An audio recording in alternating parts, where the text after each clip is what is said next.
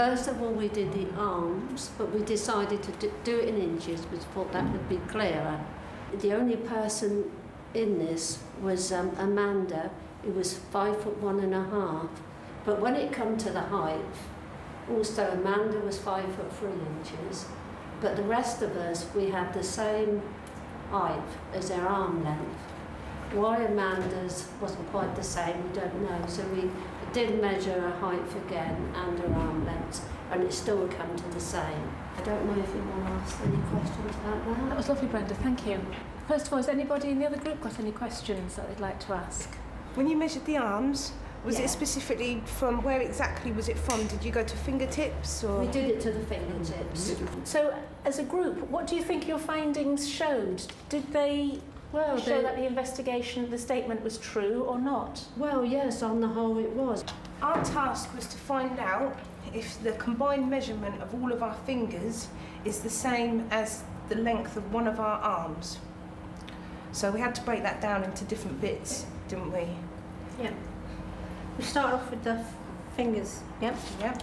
We had to measure each finger individually with the ruler. And when we first started, we were measuring from like here on the outside to the tip. And we did loads of it, and then we scrapped that because we realised that it changed on depending on who was holding the ruler, how far down the finger they did it. So we turned the hand over because everyone's obviously got natural lines here. So we decided to measure from the lines at the bottom of your finger right to the tip of your finger to get a more accurate result. And then we had to use the blue tape to measure from here Bone on your shoulder. to the finger. Again, to the tip of your index finger. And we got all the results. We added up the amount from each hand of all of our fingers, and we got different measurements. This is all in centimetres, by the way. And then we measured the arm, as Deb showed you, from our shoulder to the tip of our finger.